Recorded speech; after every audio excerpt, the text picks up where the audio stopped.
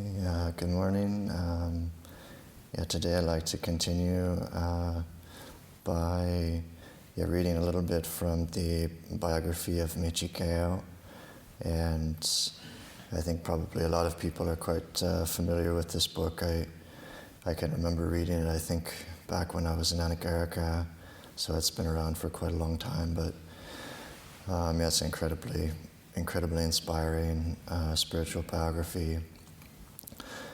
Mae Chee Kaew was a Thai woman from the northeast of Thailand who ordained as a white-robed nun, or Mae Chee, and she went on to become one of the most highly respected practitioners of the past 100 years, probably in Thailand, and she's widely considered to have finished her spiritual work in this life. And her story is quite incredible. I think for today I just plan to read just a few small parts from the story, and particularly looking at how she worked with body contemplation and asubha, and also contemplation of death. I just wanted to begin with the story of how she actually met Ajahn Mun, and this is the beginning of her meditation practice and her spiritual life. And this actually took place when she was still quite a young child, and Ajahn Mun came to stay for a rains retreat just outside of her village, and this was the event that began her spiritual journey. So I'll begin with that. Ajahn Mun Buridato was a legend in the making. The story of his life and spiritual attainments were to gain an exalted status unparalleled in modern Thai history. Already his sterling reputation had reached the northeastern provinces, passed on by word of mouth throughout the region. It was said that he expounded the profound nature of Dhamma with such power and persuasion that even the spirits were subdued in his presence. Devas, Nagas, Garudas, and Asuras were all captivated by the aura of his abiding love and compassion. His austere way of life had made him a master of the ascetic, a pioneer of the Dhutanga lifestyle. His disciples, the monks who lived by his example, had become his legion, and he guided them with the uncompromising discipline of a consummate spiritual warrior. It was rumored that by meeting Ajahn Mun only once, one would be bestowed with a lifetime of good fortune. A true wanderer, Ajahn Mun rarely stayed in the same location for more than one rains retreat. After the rains ended, he and his monks roamed freely, unburdened through the vast northeastern wilderness, like birds at ease, flying peacefully to wherever the wind took them. Like birds who soar freely and are content to land in a tree, pond, or marsh, then to fly off and leave all behind with no lingering attachment, so too did Dhutanga monks lead lives of sublime detachment. Thus, in 1917, as the annual monsoon season was fast approaching, Ajahn Mun and a group of 60 monks wandered down from the north to arrive in the wooded foothills overlooking the village of Ban Hoi Sai. They camped under trees, in caves, under overhanging cliffs, and in nearby charnel grounds. Following Ajahn Sao's groundbreaking path into the Ban Hoi Sai community, Ajahn Mun's arrival caused a stir of excitement. The villagers were thrilled with the prospect of making merit by supporting monks. The entire village of Ban Hoi Sai welcomed the Dhamma monks with faith and gratitude. Ajahn Mun and his disciples took up their practice in their new surroundings, living simply and practicing meditation in the Dhutanga tradition. Many villagers flocked to the hillside encampment on lunar observance days, and Tapai, this is the Mae Chee Kaew's name before she ordained as a nun, and Tapai's parents made sure to join them.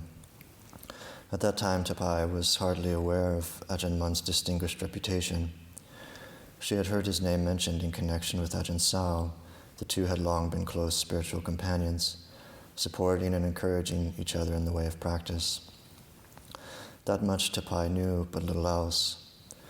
Accompanying her parents from time to time, she noticed differences between Ajahn Mun and Ajahn Sao.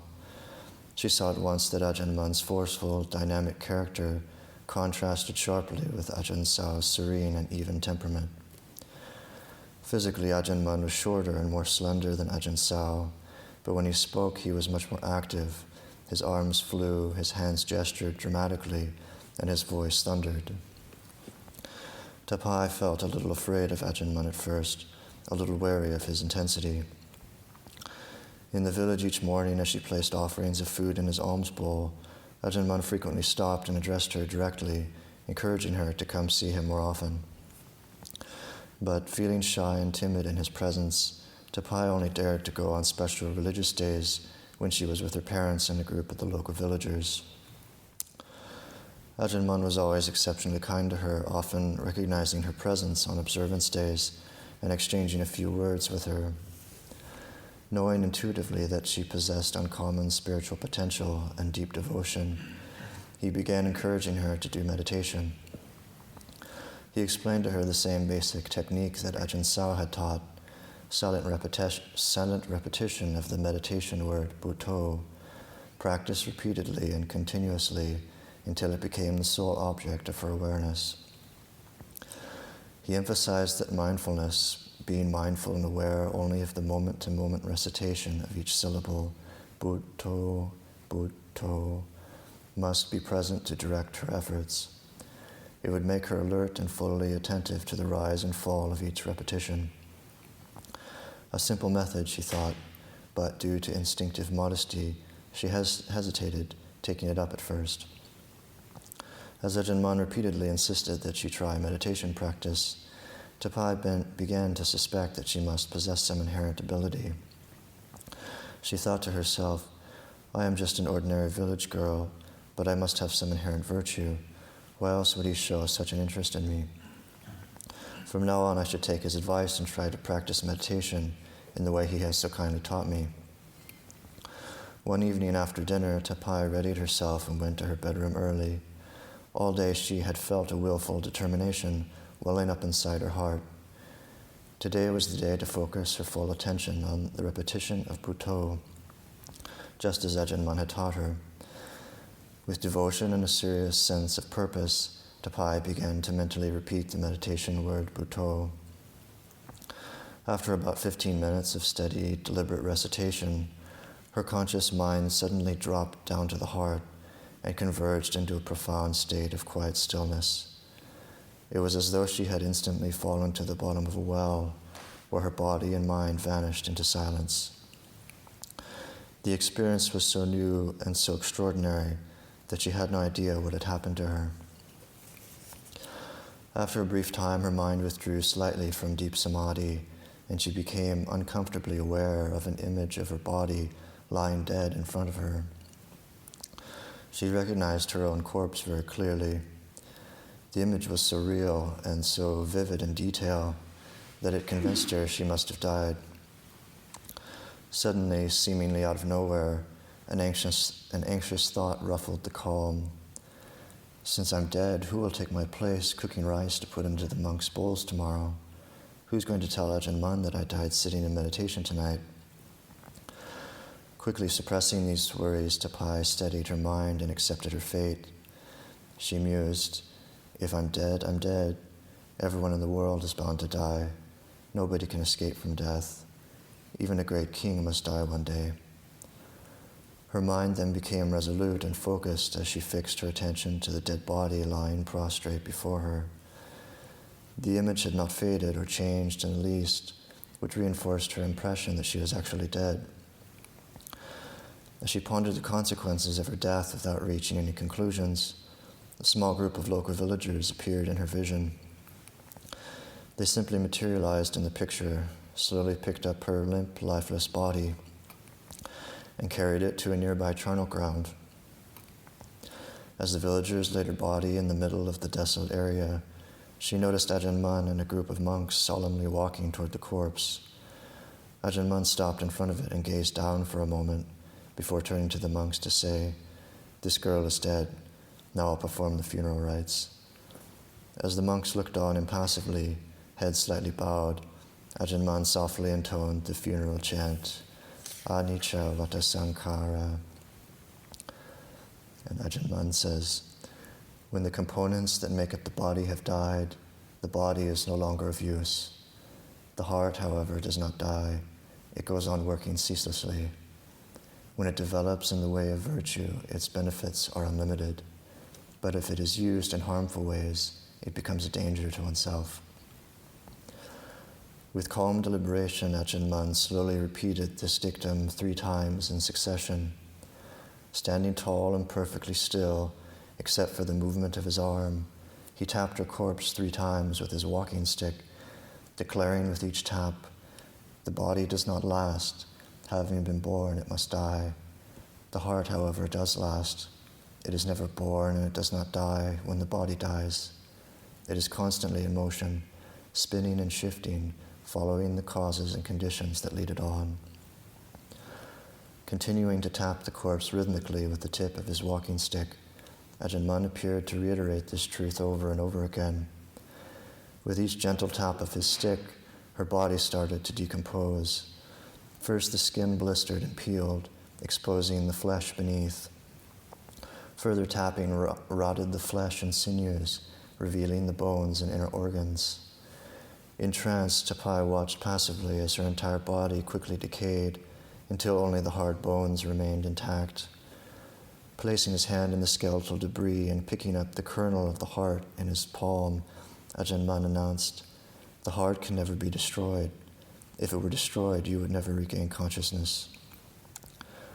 Tapai witnessed the unfolding of the entire scene with a mixture of awe and trepidation. She was not sure how to understand it. When Ajahn Mun finished speaking, she puzzled. If the whole body decomposes at death, leaving only the bones behind, what is it that regains consciousness? Still looking at the kernel in his hand without lifting his gaze, Ajahn Mun immediately answered her thought, it's bound to return. How could you not regain consciousness when the kernel that brings it back is still there? You will regain consciousness tomorrow morning at dawn.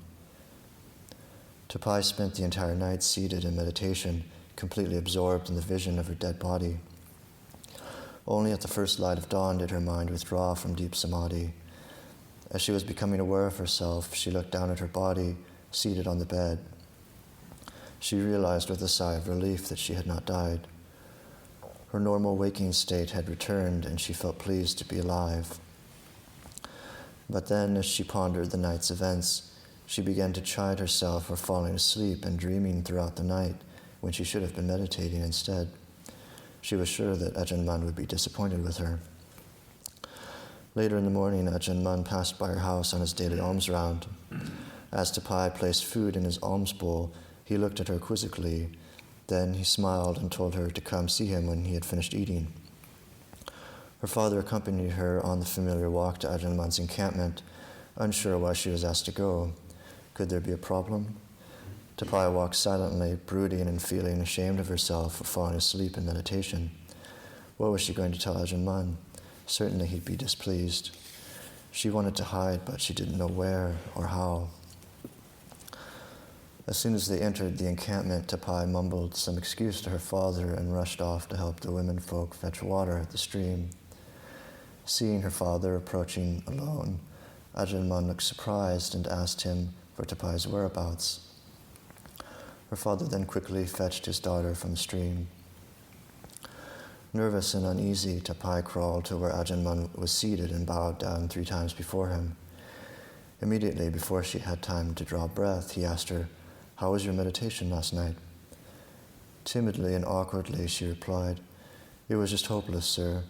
After repeating Bhutto for about 15 minutes, I felt my mind drop down a deep well. After that, I fell asleep and dreamed all night long. When I awoke at dawn, I was so disappointed with my meditation that I still can't get over it. I'm really worried you'll scold me for my lack of effort." Upon hearing this, Ajahn Mun laughed with joy and asked her straight away, "How did you sleep and what did you dream? Please tell me about it." When she told him what had happened, he roared with laughter. Delighted by her story, he said, "That was not sleep. You were not dreaming. What you experienced was the calm, integrated state called samadhi. Remember this well.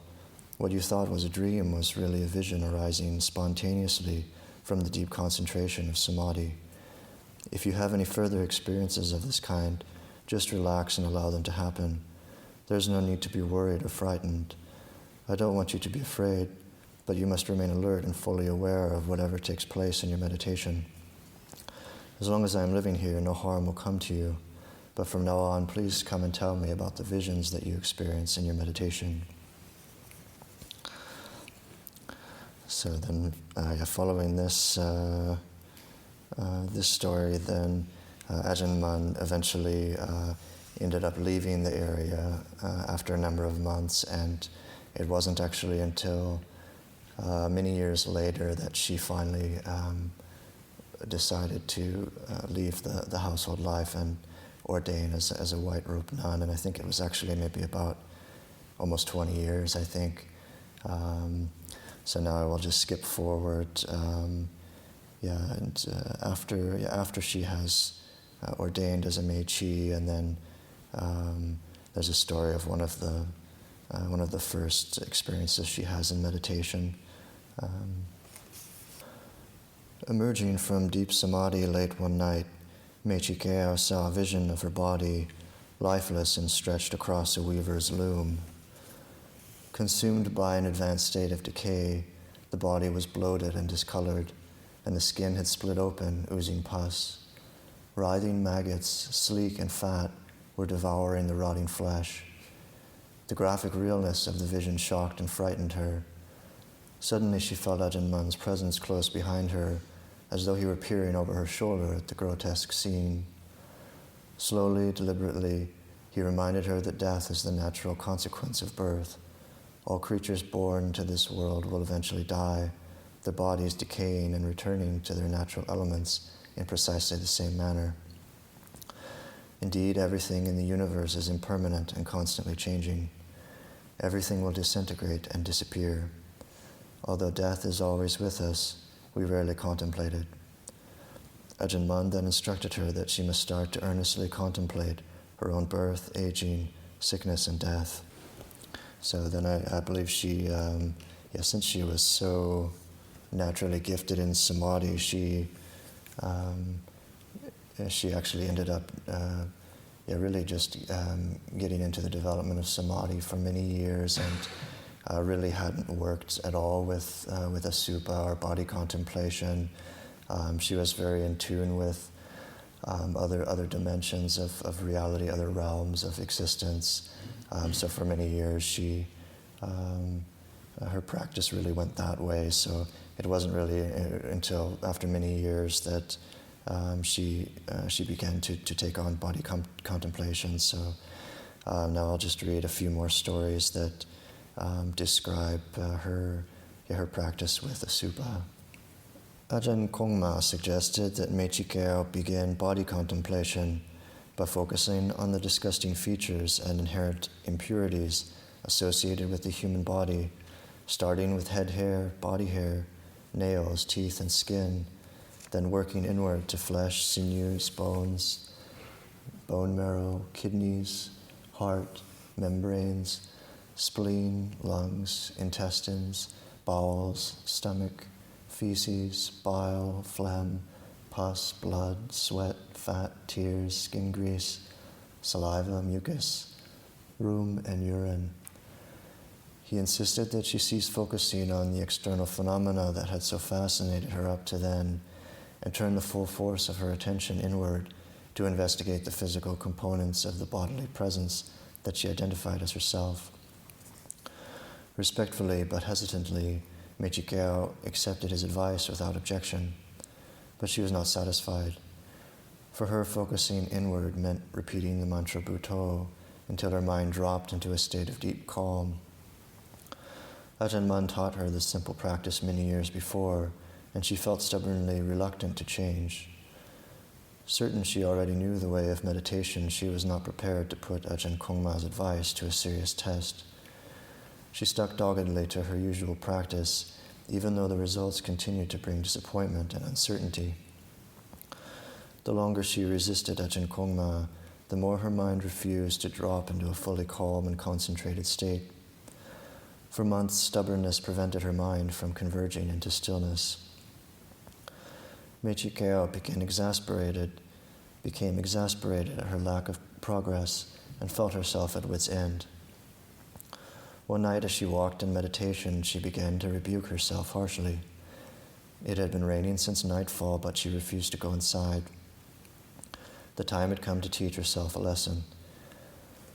Pacing back and forth all night in the pouring rain, she chastised her stubborn, conceited attitude. Determined to not give up until she had redeemed herself, she examined her faults over and over again to find out why her heart was so unyielding. Although Ajahn Mun provided her with all the right conditions she needed to progress in meditation, she had doggedly refused to give way. She knew her stance was unreasonable and that it must be changed. She asked herself, how can I really know the truth when the mind that I use to acknowledge the truth is so deluded? The following day, having fully accepted her faults, she resolved to make amends for her intransigence.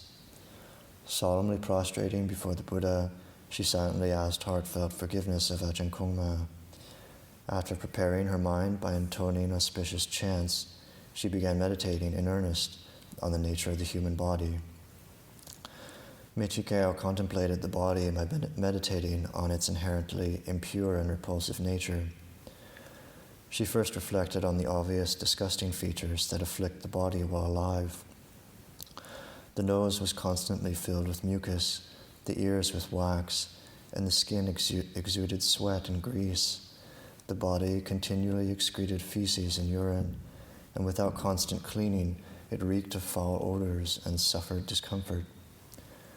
With constant practice, she began to understand clearly that much of her discontent stemmed from embracing the body as the core of her existence and regarding it as a central feature of self and personality.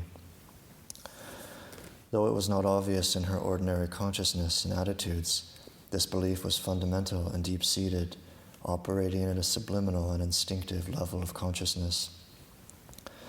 Then, by embodying this basic instinct in her conscious activities, she projected a very concrete sense of self into all her actions. She realized that a person's life is often deliberately planned around desires related to the body.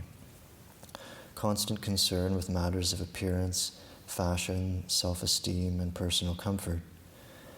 By meditating on the body's impure nature, Mae Chee Kaew began to experience it as inherently repulsive and unstable, something that repelled rather than attracted desire.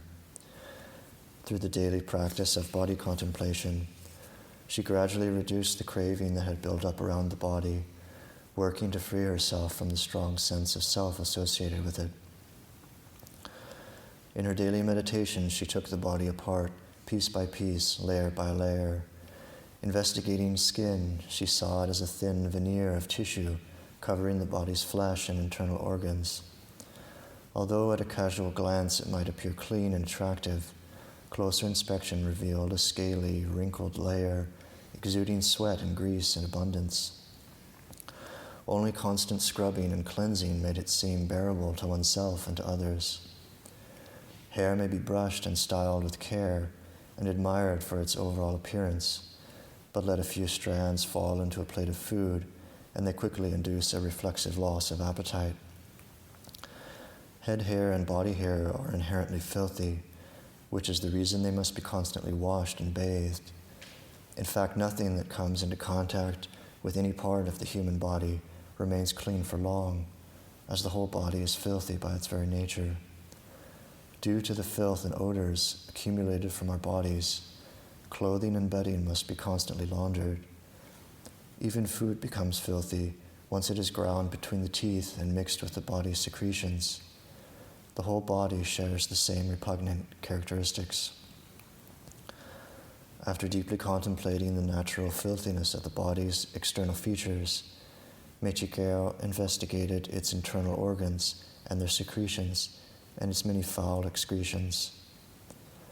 Having carefully examined hair, nails, teeth, and skin with a growing sense of dismay, Mae Chee Kaew mentally peeled back the outer layer and visualized the body stripped of skin, the underlying flesh exposed, raw and bloody. Close examination of this glistening mass of blood-stained tissue produced nauseating revulsion. Keeping in mind that this sight was no aberration, but rather the reality of the body she had lived with her entire life, she delved deeper into the sinews, the bones, and the internal organs. Bands of flesh hugged the bones like raw meat. She envisioned the heart, liver, kidneys, spleen, lungs, stomach, intestines, and bowels, all sloshing around in mucus-coated cavities formed within the contour of the rib cage and hip bones and held in place by a plaster of fibrous membranes. Methodically, she visualized each organ within its own context, each encased in fat and oozing blood and viscous secretions, each enclosing putrid excretions waiting to be discharged. By using her strong mental focus to explore deeply into the body's internal composition, Mae Chee Kaew saw for the first time with penetrative insight the body's true nature.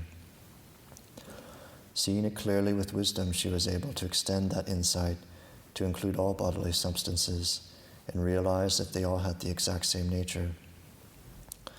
She understood that the entire body was disgusting and repulsive, and that no stable or satisfactory personal essence could be found there. At that moment of profound realization, her mind suddenly dropped into total stillness. A small, faint spot of light, located deep inside her heart, began to flicker and glow. It pulsed and grew brighter, expanding its radiance until her entire conscious being was captured in light and became bright, clear, buoyant, and supple. She withdrew from meditation at dawn and completed her morning chores. A subtle sense of harmony and integration pervaded her every movement. The reserve and hesitancy that formerly showed in her demeanor disappeared. She was happy and cheerful as she offered food to the monks for their morning meal. Noticing her dramatic change, Ajahn Kongma announced for all to hear, "Mae Chee Kaew, you're on the right path now. Stay resolute."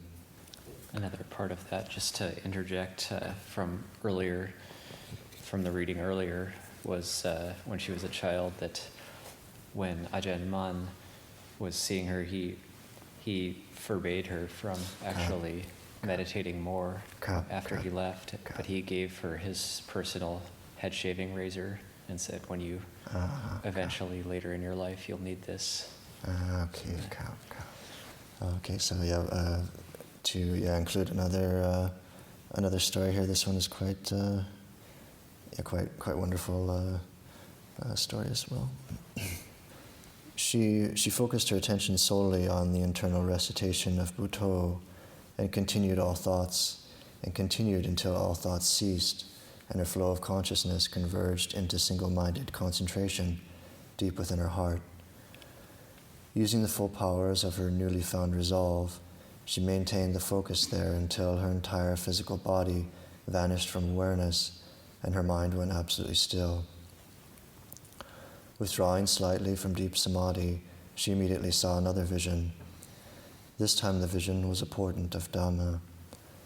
Opening her inner eye, she saw Ajahn Mahabua walking toward her, carrying in his hand a radiant, razor-sharp knife. Pointing the knife directly at her body, he announced that he was going to demonstrate the proper way to investigate the physical body. With that, he began to methodically chop her body to pieces. Slashing repeatedly with a sharp knife, he dismembered her whole body, cutting it into smaller and smaller fragments. Mae Chee Kaew stared transfixed as body parts fell to the ground around her. She watched as Ajahn Mahabua dissected each part further until nothing remained of her body except a disjointed heap of flesh, bones, and sinews. Addressing her internal awareness, Ajahn Mahabua asked, "Which piece is a person? Look at them all. Compare them. Which piece is a woman? Which is a man? Which one is attractive? Which one is desirable?" At that point, she was faced with a bloody mass of body parts. They were so disgusting in nature that she was totally dismayed to think she had clung to them for so long. She continued watching as the remains of her body were scattered about until finally nothing remained. At that moment, her mind felt drawn back inside, and the flow of her consciousness decisively reversed direction, dropping to the base of samadhi and converging to the very center of her being. Only a simple and harmonious awareness remained, alone on its own. The knowing essence of mind was so exceedingly refined as to be indescribable. It simply knew. A profoundly subtle state of inner awareness pervaded. Emerging from the deep tranquility of samadhi late that night, Mae Chee Kaew experienced the flow of her consciousness spreading out slowly through every part of her body until she perceived its entire form all at once. Preconceptions about the body did not intrude on her awareness. She simply concentrated on the form of her body as it actually was in a sitting position. Her detached awareness knew intuitively that inherent within her bodily form was a process of continuous decay that eventually culminated in the body's death and disintegration.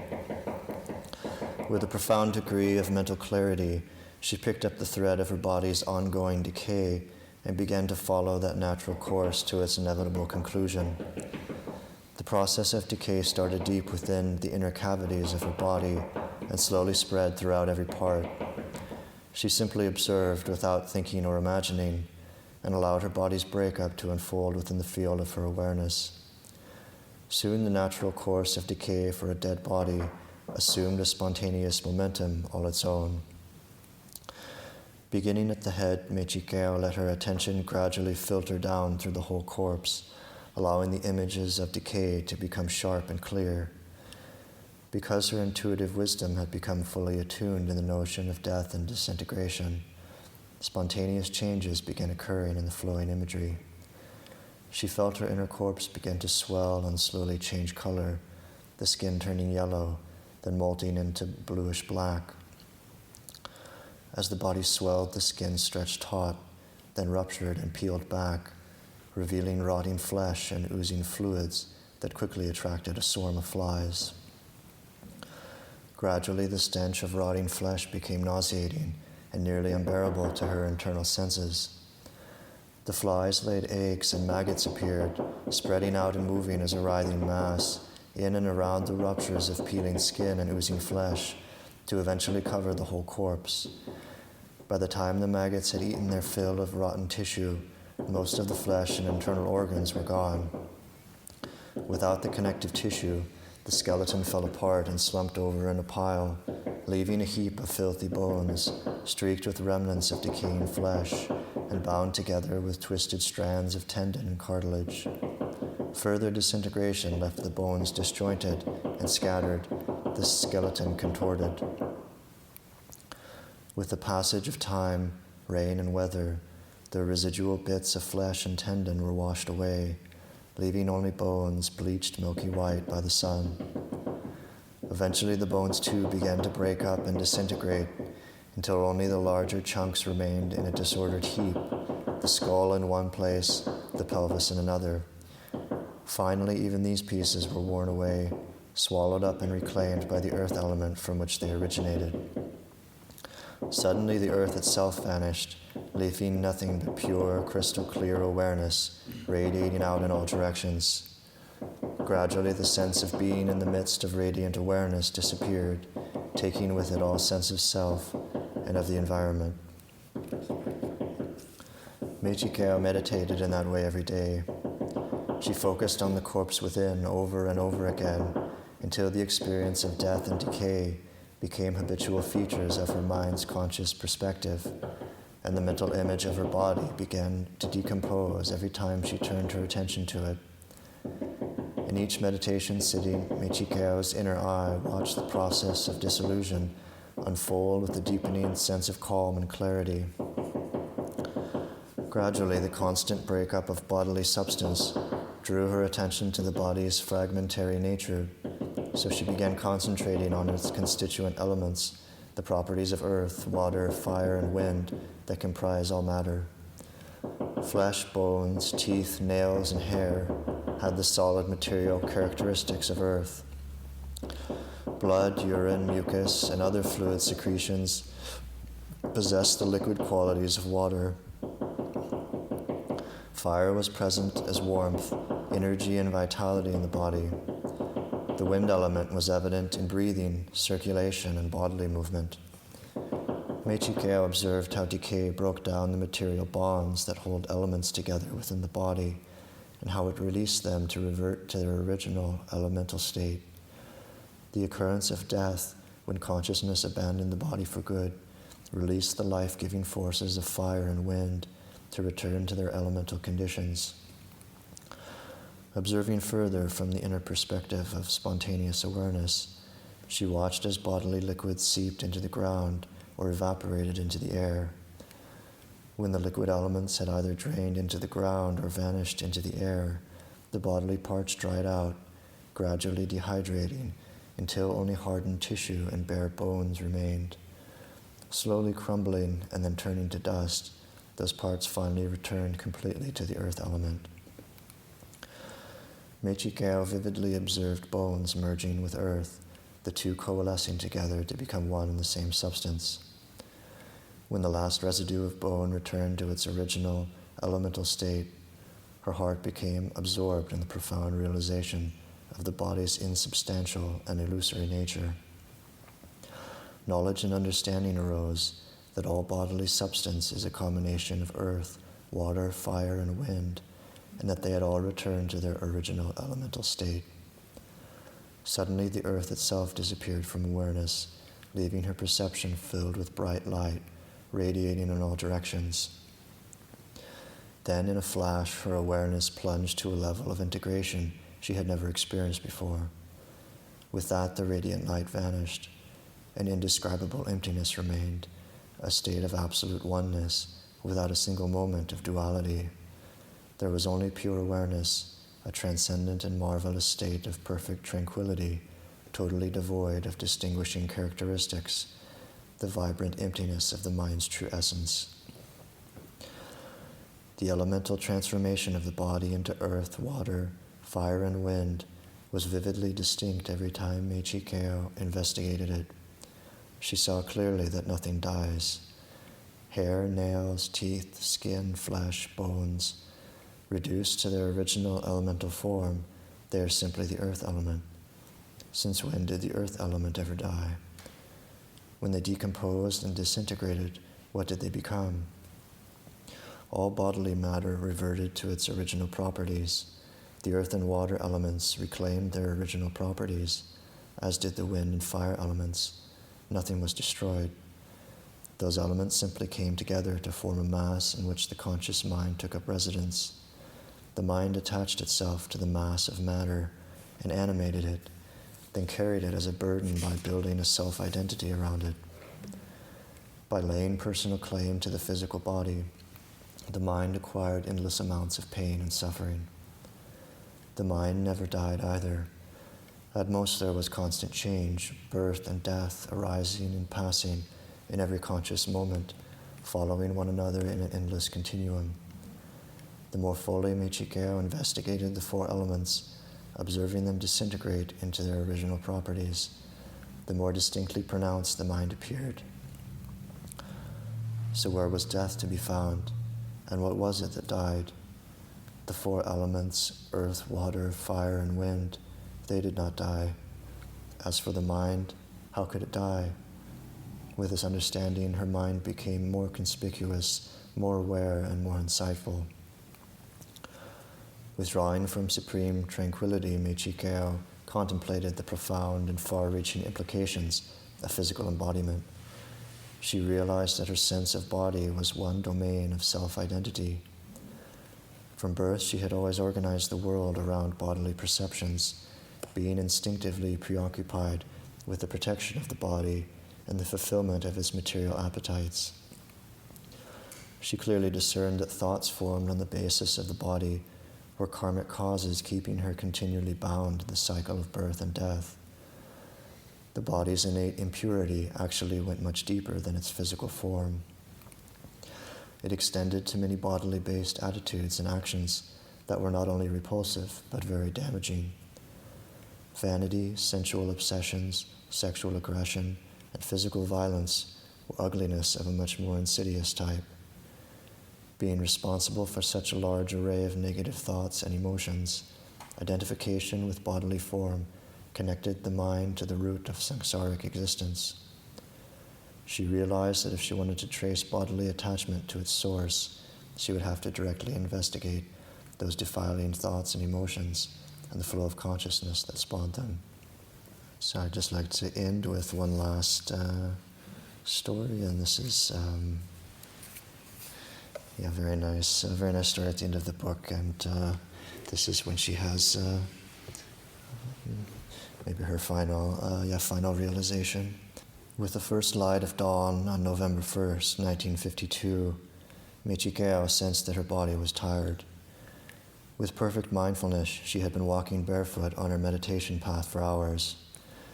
She decided to rest for a while before going to the kitchen to prepare food for the monks' alms round. The first clear rays of dawn were beginning to illuminate the topmost foliage of the payom tree, bathing its yellow flowers in the soft glow of imminent awakening. She walked slowly to the bamboo platform under the tree and sat perfectly still for a long moment, a moment of deep, still, unfocused calm. A prolonged lull ensued where nothing moved forward, nothing moved back, and nothing stood still.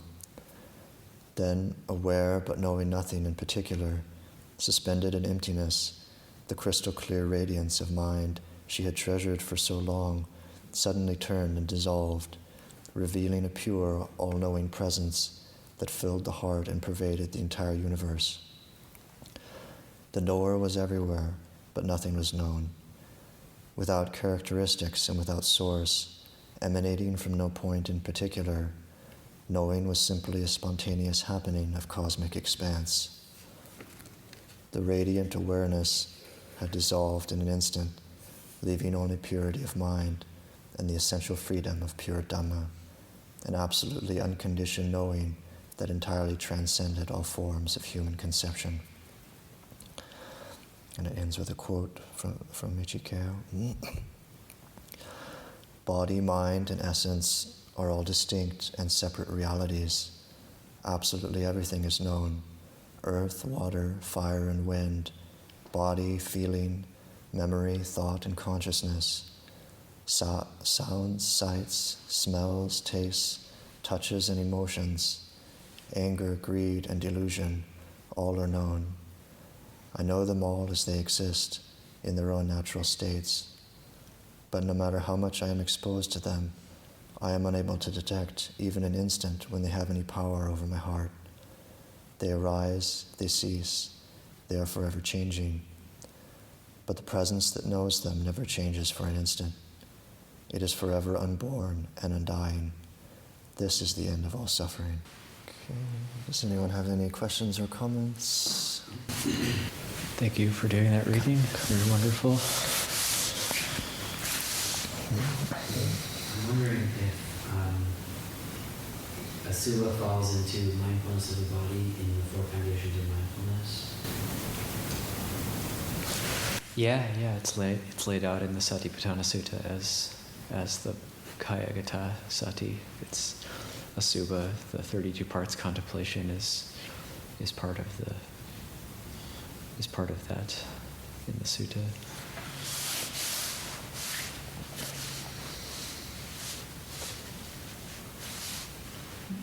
You might want to pick up the Majjhima Nikaya, Majjhima 10. So it's all laid out. It's got the 32 parts and the 9 charnel ground contemplations are in that sutta. And 4 elements. She ends up all those get combined together, the 32 parts, the charnel ground contemplations, and seeing them all dissolve back into elements. So the element contemplation is also in that sutta. Ajahn Mun recommends that she put down meditation. It was for a big period of time. Was that more because it would be like a danger to herself without a teacher, or what do you think was the main reason? I can't remember if it says in the book. For myself, it's actually been quite a while since I read the full book, but just in preparation for this, just kind of skimming most of it. And it was basically like she, because she was so naturally gifted in samadhi, and because her mind also really tended to gravitate towards like psychic abilities, Ajahn Mun could see that, if she didn't have a teacher, then it would be potentially quite dangerous for her. And I think especially, for someone like that, they really need like a teacher who has actually experienced those kinds of things and really, really has great skill in that, which is probably extremely rare to find. So he probably knew that she wouldn't be able to find any kind of teacher that could really guide her. So that's kind of after the first story that I read. I think he only stayed by her village for maybe 3 months or so, and then when he left, then basically he told her that he made her like promise that she wouldn't meditate anymore. I think he kind of said like when the time was right to begin meditation again, then she would know. I think that was the reason, is just to prevent her from kind of going off track. Sort of maybe add on to that, just that she, the kind of meditation that she was doing was focusing on external objects, like really expanded states of consciousness, way out in very boundless, expansive states, which is a form of samadhi, but it's not a complete form. It wouldn't encompass, the whole internal aspect, the body, contemplations particularly, and they can be very. People can get really enamored with those kinds of states of mind. So I think that my understanding from having read that a while back is that, he was really concerned that she was getting lost in one form of samadhi, but it wasn't a complete samadhi that supported the development of insight and wisdom. And so I said, better to stop it than to keep on, indulging in the fascination with those really states, those high consciousness states of mind, but devoid of any kind of experience with, the here and now presence of body, feelings, perceptions, mind, and consciousness as one experiences it here. It's just as a way to protect her from, getting too far out there. Yeah, I know she struggled reading it, and they recommended her to go in, and she really struggled with that. Like, she didn't want to. Yeah. But when she finally did, it really Grounded her, and provided the basis for insight and wisdom. You see some of the links too that she mentions. It was Ajahn Maha giving that advice, and that's Luang Por Ban's teacher who we talked about the other day. That same monk, the founder of Wat Doi Dhammachedi. When reading the Sutta, it feels like almost, like I notice sometimes the mind really can get into it a little bit, and other times it just doesn't feel very excited at all. It almost feels like maybe it's necessary to do some kind of like preparatory work before going into the Sutta. Yeah, you do it in a superficial way at first, even, but that's the difficulty of the practice, is based on that resistance of mind. So the Buddha has us paying attention to perceptions of resistance whenever we do these practices, because the defilements, they do resist it. It directly goes against the defilements. But also, if you get excited about a subha, that's also a bit concerning. It's not, some people do get like really excited about it and have like Asubha images plastered all on the inside of their kuti or whatever, but that's also a bit concerning. So like, I like in the Satipatthana Sutta, when the Buddha talks about the 32 parts, he says, just as if you have different bags of beans and rice, and you open this up and said, this is hill rice, this is beans, because it's all about seeing the true nature of things as they are. So her mind got very powerful, and she saw, like, when you rip the skin off, it's this glistening mass, and she really saw it that's really what it looks like. That's reality. So it's like insight, it's yata bhutanyana dasanang, as well as insight into the nature of things as they are. So it's not like trying to make it grosser than it is, or just not wanting to look at it at all, but it's just that's what it is. It's this pulsating, juicy mass inside of the body that's squirting, like juices and different things, and bathed in mucus and everything. She's just seeing it as it is, and that's just sort of going on all the time. So it's like the mind getting, I guess there has to be that interest in like seeing things as they are, but there's definitely going to be that resistance. So then you also become mindful of the resistance, but it doesn't mean don't do the practice, but it just means like note the resistance, but also do the practice. So does it talk about when she's I remember from the reading that she was kind of like really horrified, or like kind of strong things like that kind of coming up in the middle of it. So is it like just continuing on with the same contemplation? That's partly part of the resistance. It's like because we haven't perceived things in that way before, but we've been convincing ourselves that the body was attractive or beautiful or whatever, and we've been operating from that mode. So it's like shifting how we're actually seeing things. So yeah, at first it'll be like that sense of dismay, or some people when they start doing Asubha in earnest, they might feel sick to their stomach or even vomiting or not be able to eat for a few days, but then it comes back into balance once the perception starts to shift. We're probably going to, sometimes we go too far and then we have to kind of bring ourselves back. But if we get depressed or suicidal, then it's good to stop doing the Asubha.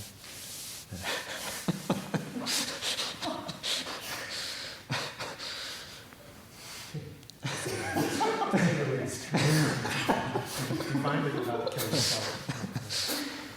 Back off.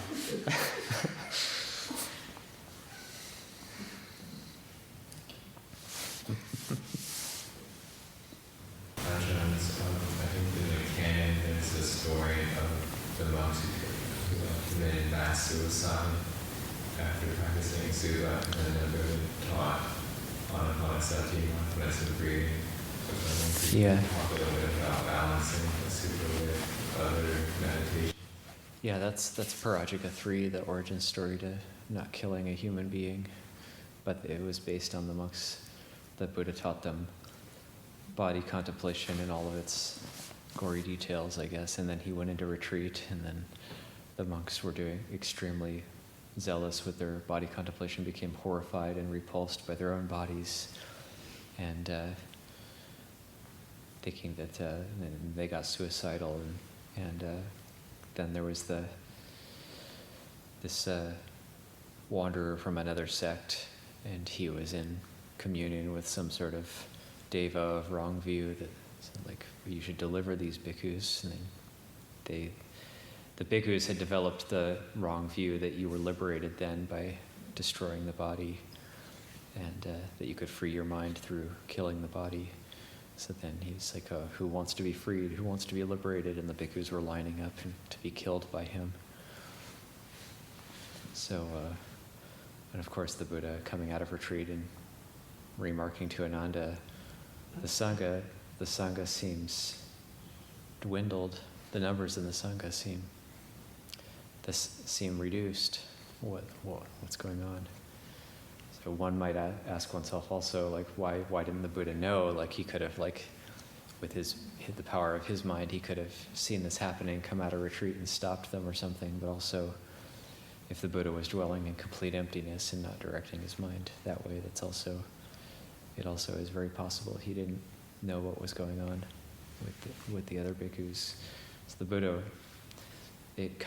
that's another side thing that I find very interesting about the Buddha, is that the Buddha, as a person, he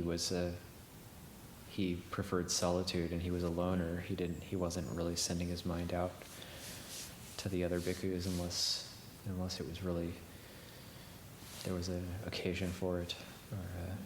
But then, yeah, he came out and taught Anapanasati.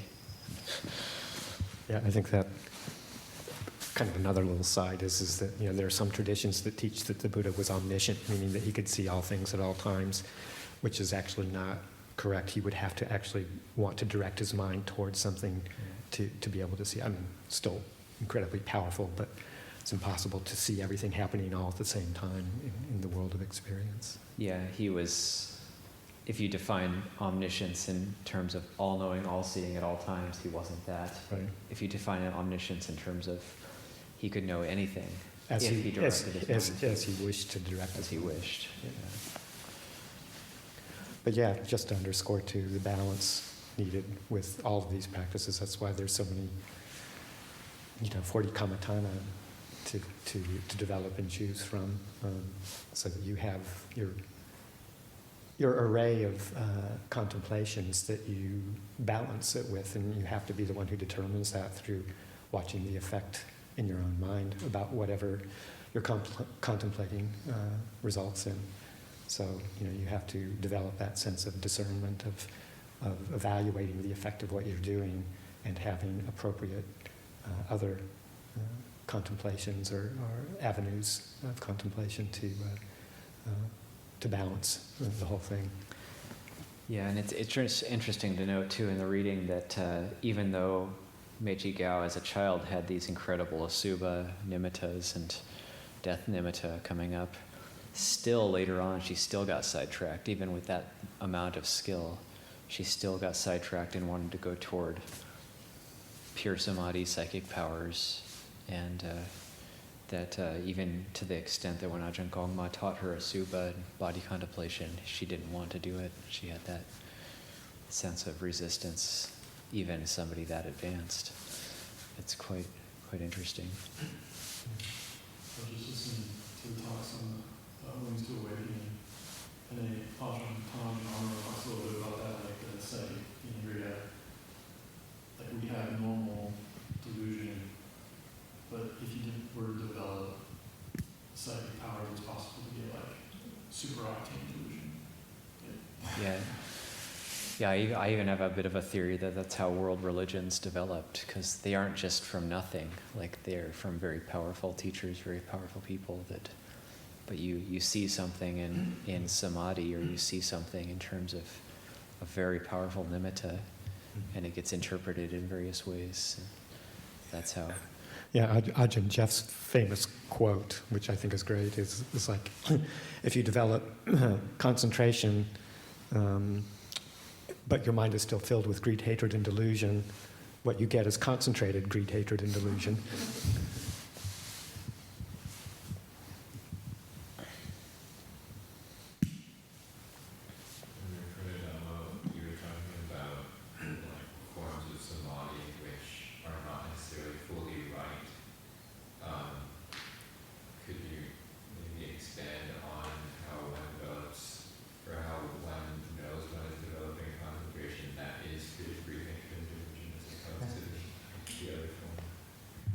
Well, it's good to have a teacher who can help you make those discernments. It's probably a primary thing. But just keeping it, making sure that as you develop samadhi, collectedness, I like to say, or composure rather than concentration, that it's in line with all the rest of the path factors.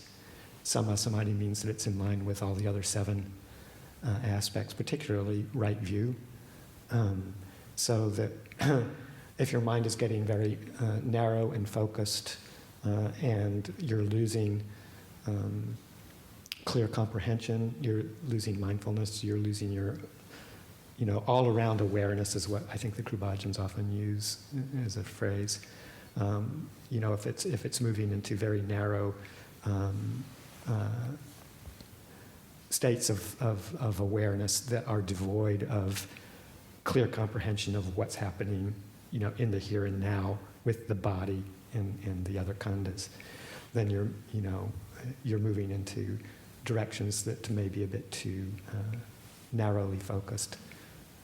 But just to review the other 7 factors of the path, are you in tune with, particularly, like I say, right view, the effects of karma, all the mundane aspects of right view, as well as particularly the basics of the Four Noble Truths, the presence of or absence of suffering.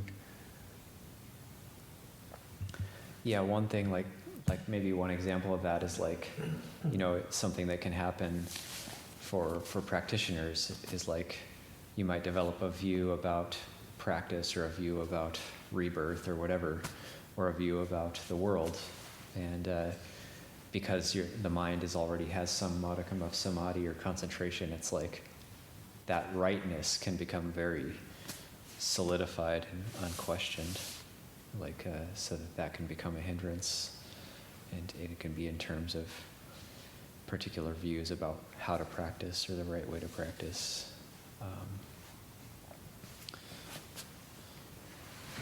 Yeah, it's an overestimation of one's own abilities is very pernicious. It's quite hidden, and sometimes it's very hard to wrench people from overestimation.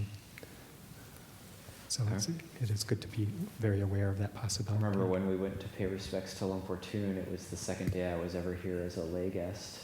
We went up to KPY and Luang Por Thun, this great meditation master visiting from Thailand, and then we went up there and had a Q&A session, and one of the things he said was, you Westerners have to be careful with meditation because if you attain the first jhana, it's so different than your normal mode of perception that he says he thought that, in his opinion, most Westerners who get to first jhana, they tend to misinterpret it as full and complete enlightenment and think that they're arhants. And he said it's actually you're just starting out on the path. But it's so different than our normal judgmental, critical mental state, and it's such a sense of relief and bliss that it's so easy to misinterpret it. So he said you have to develop right view first and before you get there, so you know how to reflect on it.